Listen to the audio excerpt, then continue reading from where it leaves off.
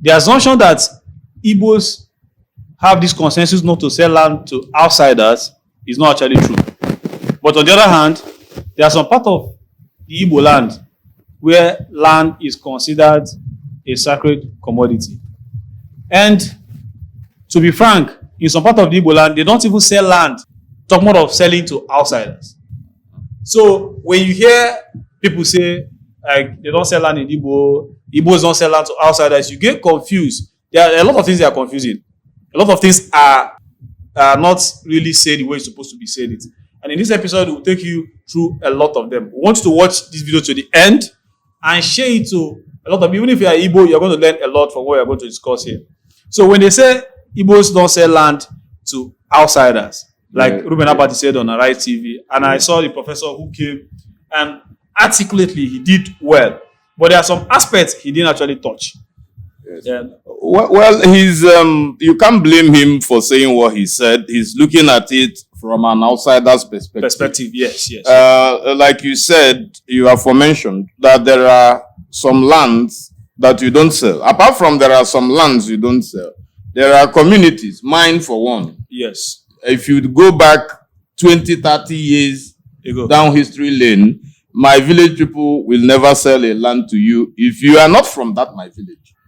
Yes, but it's not necessarily about whether you are an outsider. It's not whether you are Hausa, Yoruba, or whatsoever. Even within the East. Even within, this is Amud, that is Amage. Yes. If you come from Amage to buy a land in Amud 30 years ago, nobody will sell it. Yeah, and most times they make those kind of laws like within the Umuna. They want the lands in the southeast are not. I think the issue is that those who created some of those laws or bylaws were people who were visionary. They were seeing a situation that because you are limited, there is a limit.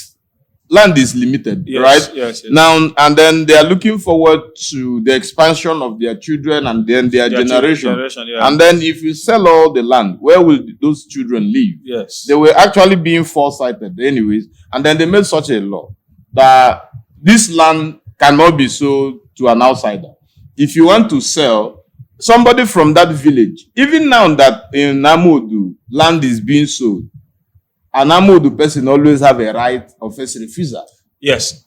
I will must say that most of this land you see that they have this power over, they are mostly community land. Yes, of course. But when you buy your own personal land, I wonder how I buy land now, and somebody will tell me not to sell it. It's not possible. No, it's not possible. But most of this land where you see people talking, but it's not the first day they're saying this. If you go on Twitter, people during the election, they'll say you come here and you buy land, but you go to your place, you don't sell land to our people. You can go to a community where somebody, like the professor said, even 3 communities want to sell. Maybe you are looking for a land for a factory. Yes. 2 can say they will sell to you, and the other one will say it's not for sale. Now the reality is that you do not force someone to sell their property. Yes. All right. But if the thing is, if you come to a place and you want to do anything in that place, because probably you don't even know the terrain. Now you need someone who knows the laws that are functional in that locality, right? Now you ask him, how do I go about this? But some people just come and they want to superimpose themselves. Do you understand? And then thinking that it's just a straight-jacketed thing. It's not. Now, even in this Lagos where they say Igbos are buying land, you've been in Lagos and you see what Igbos go through to buy land. Some of them pay, do I say high? You don't call it high. It's exorbitantly very high. And the agency fee. Alada, you have not even talked about the Alada. Yes. You have to still pay in Lagos. And some of them pay. Maybe the land is sold for X amount. They would have paid times 2 of the X amount in trying to settle the agent, trying to settle on money and this, and they just do it. Yes. And nobody even talks about those kind of one. And now I can imagine when Professor was talking, something came to my mind and I said, just imagine agent. I want to sell a land and maybe the buyer is not even from Southeast. I trust agents from here. They will tell you what they will tell you. Yes, they will really want to sometimes sell and make. Yes, and they will coach you what to sell. You tell him I am from this village. Yeah, just you can no. And the average Igbo agent doesn't even want to lose a business because somebody, maybe you are Hausa or Fulani. Now let me shock you. I know of a person now who owns a school in Natural Layout. He's a Yoruba guy. Okay. All right. That school was built from the scratch. All right. The thing is, a lot of people doesn't even know that he's not a Yoruba person. Well, the last time I listened to Charles Akpuki, when he talked about, Charles Akpuki, Yes. the last time he was talking about how Igbos treat outsiders, he said that the Igbo people are the most friendly and the most protective people you can ever see. Yes, especially when it has to do with a visitor. Sometimes when there is an abnormality being meted on you by their brothers, they will never support you. Rather, they will even support you and defend you who they see As is an an outsider. Because they know they can just to protect you and make you comfortable. All right, and make you comfortable. The Igbos are very welcoming. Nobody calls you maybe Oye Ofemano. The Oye Ofemano Palace ends in Lagos. And sometimes maybe online where somebody tries to a derogatory word. Yes, that's just so they can actually use it, but in except you have some tribal qualifications, maybe facial qualifications that identifies you as maybe a Yoruba man. If you do not have facial marks, nobody distinguishes between you and the other guy. And then I can also tell you that there is, here in Igbo, so long as you have money, some of those who are complaining that they refuse to sell land to them probably thought that land in Igbo was for free. And maybe it's 200,000 or 100,000. And then when he discovered, probably, I'm saying it's a matter of probability. Yeah. Maybe when he discovered that the land is just like you are going to a Kulob to buy a parcel of land, you should be talking about 40 million, 25 million. Yeah. Because Anambra is a cluster of developed villages or developed towns. All right, there are no more interiors. As such. Yeah. All right. Now, if you want to buy land, come to Enugu, go to Ebonyi. There is an avalanche of land, and nobody looks at you wherever you are from. There is even hunger in the land. They would like to sell. I imagine, like you are saying, the agents want to do business. Yes, of course. Even if let's assume the owner says, and which is very possible, because the owner wants to sell, and the agents want to make. Some lands have been for sale for more than 1 year. Yeah, and nobody is coming to buy. Nobody's coming to buy. And then you come in because you are what? Because you are an Hausa man. Now let's say they won't sell to you. Let's get to the truth about I think there is a misconception about Igbos not selling land because those things exist, but it's not necessarily what they are saying online. What Reuben was referring to. For instance, like we discussed behind you see, like in my own place, like in my own village, the Enugu. In some of the lands are owned by the community or the Umunna. Yes. And there is a law of more than 100 years. You can give any of their Umunna the land, but it's not for sale. Yes. You can build your house. They can give you 2 plots of land where you can build the comfortable they don't sell it to you. They don't sell it. Not even with the Igbos, you cannot buy it. Even their neighbors can't buy the land. Yes, of course. Even when they give you the land, you cannot sell it. Mm-hmm. You can only use it. If you sell it, it can be revoked. Yes. Maybe you want to build a factory, you go meet them and everybody else. They can give you the land for free. Mm-hmm. But when somebody says that like this kind of consensus where the Umunna will come and meet and say, oh, don't say like even among the Umunna, some people say no. Yes, even when maybe an Umunna have decided to sell a parcel of land, maybe 100 plus of land that belongs to them, you will notice one very common thing is that an indigenous will be given the right of first refusal. Yes. And now if it doesn't happen, they can look beyond their boundaries and see someone who might be able to, buy now, land. It's not being unaccommodating. It's actually being somehow overly protective of certain aspects of their cultural values. All right. That is why, if you notice in most Igbo communities, that is already fast developing. You see that they map out an area where they call Ama. Something, and then they map those places out. You can sell them to anybody. But if you are coming within their enclave, where they have that communal life, that is expected that people living within this area, they are from the same kindred. They are from the same progenitors. All right, it is like that everywhere. Everywhere in the world. Just trying to conserve those for their own people. Yes. So that they have a common communal life. All right. Now, but if you go to those places, most at times they lay them out. Like if you come to Nike, You see them laying out a lot of parcels of land. If properly. you are, yes, properly. If you are a Yoruba person, Hausa, Ijo, Tiv, Egbira, Igala, if you come to buy land, nobody questions where you're from. Your as far as place you can pay the of money. origin. I know some Chinese even have, some Chinese companies. Yeah, there's one that has a land along that. If you are heading towards Ekwebe, you see, you see them have a very large parcel of land where they are farming currently. Yes. So and all these campsites in Enugu, the Life has one big campsite. If you are going to Nsukka, also yes, they were bought. Yes, and it's owned by a Yoruba person. So what? The church is owned by Yoruba. I don't Redemption Camp, they have one. Yes. I think along that road also. Faith, what's this other church? Maybe Faith also. Winners. They have a place. Their headquarters is built on a land, but by a Yoruba CEO of a church. So why all this? But I think it's also very good that these kind of things come up a lot of times, because I think the Igbos I think like Shawara said, the Yorubas have, or Nigeria has this Igbo problem. Because if you listen to Abati, the way Abati talks, and it shows that this is a kind of programming. No, he's ignorant of it. He's ignorant of the Igbo-ness or the way the Igbo people behave. He works for him to even say nothing. He works for an Igbo man. Yes, he does. And he was working for the print store before. What the same he did, Guardian, he worked for the same Nduka guy. That is association. He has associated without assimilation. Yeah. He did not learn. If he has learned nothing, if Reuben Abati has learned nothing about the Igbo people, is that he does not know that he has learned nothing. Yes. All right. Yeah. He does not know that he has learned nothing from his association with the Igbo people. If for instance, Abati had spent like 2 to 3 years maybe in the southeast, he wouldn't be saying this. Or maybe he has an aggressive behavior. Or that kind of, or this sly behavior. People would not want to even do business with you or sell their land to you. And all right. I think this is a very, because they might see it as a land grabbing tendencies that this guy is trying to exhibit.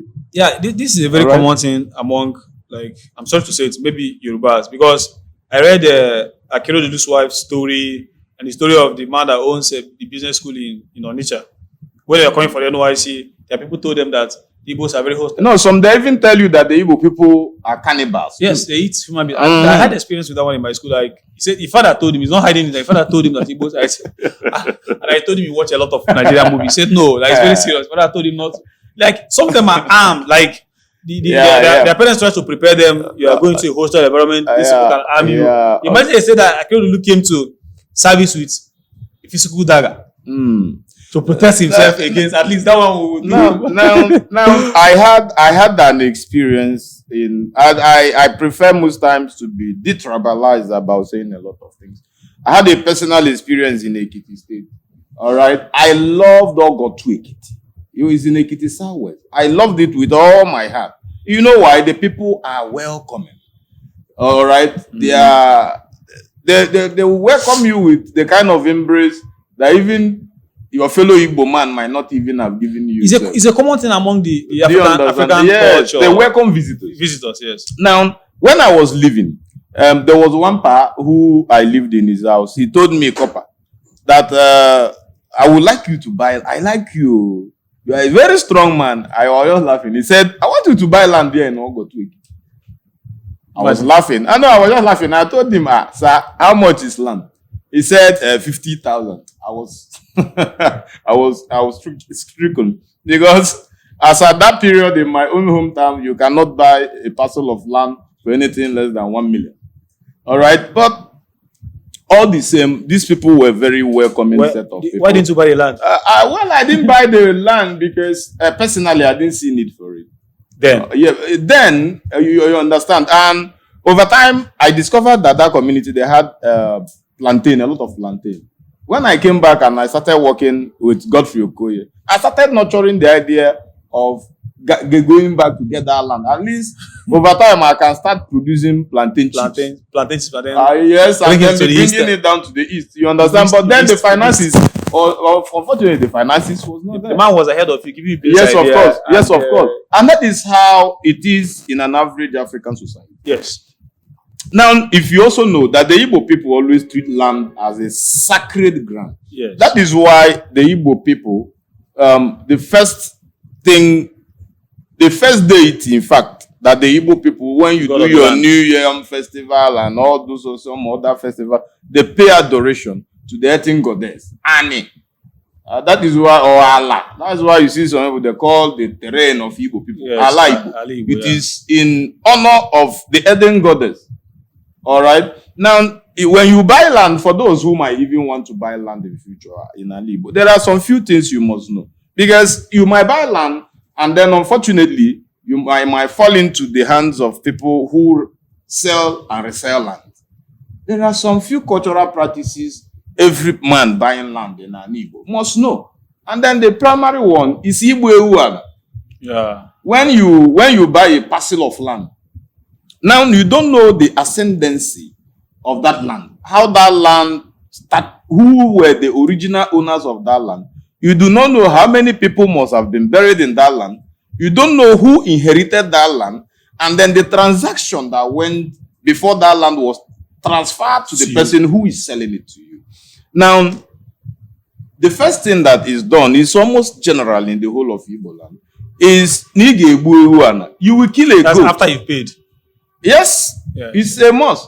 But if the person refuses to do that practice, I can be tell you, monetized. please collect your money. The monetization is a scam. No, but now I think Now, a lot, most times, a lot see, of them are monetized now. Now, those are people, those are traditionalists. Some of those who are claiming that it is being monetized are traditionalists parading as Christians when it comes to business. Yeah, but it should be allowed. It's free. In my place now, it's monetized. Like some people say they don't want. Now, anything because it's against their faith. Do you know? And it should be allowed because we are very accommodating. Do you still know that some of those lands were acquired by raids and conquest? Yes. People's blood was spilled. Mm-hmm. Now, like I said before, you don't know how that land came into being. So the first thing you must do when you buy a land is to ask the person who sold it to you, Biko, now there has a spiritual symbolism.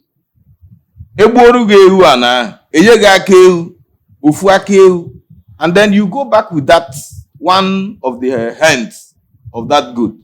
It symbolizes something, that the land has been transferred from the inheritor, the man who inherited it, to a new owner. And now the gods of the land, even Ani, forbids the person who had sold that land to come back into that same land to reclaim it. If you try the process, you pay for it with death or in some calamitous happening around your life, and you will know that you've done what Anna forbids. That is the purpose of the Igbo. Igbo. Yes, but I will still say that if it is against the person's belief, no, it could be monetized. Some people, because in my place, some it's people, a big problem. No, we've allowed them to monetize it. Some people who are of criminal intent, not all.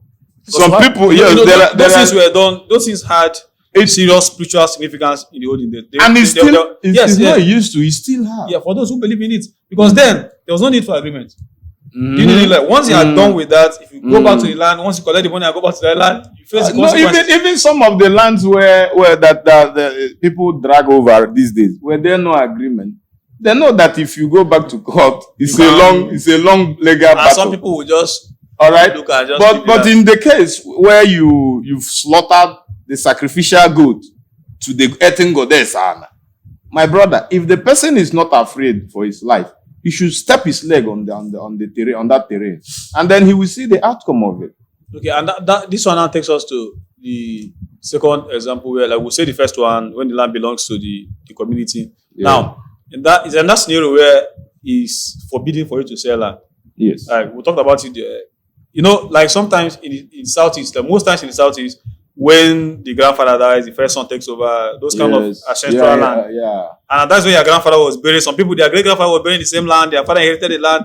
and then one day you sell the land. No, the unfortunate thing is that some people there are some cultures that doesn't care. Yes, but in Igbo land is abomination. It's an abominable act. Yes, where we live now, my grandfather lived there, my father lives there. As a first son now, you are meant to inherit that place. And one day, even if you are drunk, no matter how broke you are,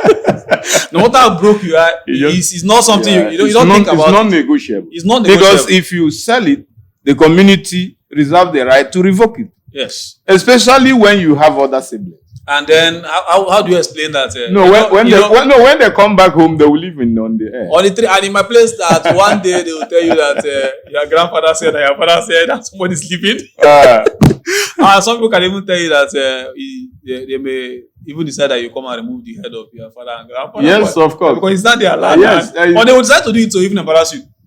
Some will decide to do it, and they will feel like something disturbing them here. You look for all those people and trying to assume most of the bones, and then you are finished. You are finished. Among your colleagues. You've destroyed your ancestral descent and lineage, and they will hunt you for life. For life, and then I think those are the situations where those ones no go area. Nobody sells those kind of land in the south. Yeah, unless you are not a man of. No, if anybody has money. And then I'm saying this for all our viewers. If you have money and you have an intent to invest on land in the southeast, please come down to the southeast. Or you can contact us on this. Look for agent. No, don't contact us. Look for agent. There are very sound agents in the southeast that will help you acquire crisis-free land. You invest. And then you make your money. You can even buy land in the southeast, either as a money keeper, land banking, or you can buy and build and live. The southeast, especially Enugu State and Ebonyi, Abakaliki, and some other part of the southeast, is relatively very peaceful and a good place to bring up your kids, at least for the sake of morality. Thank you.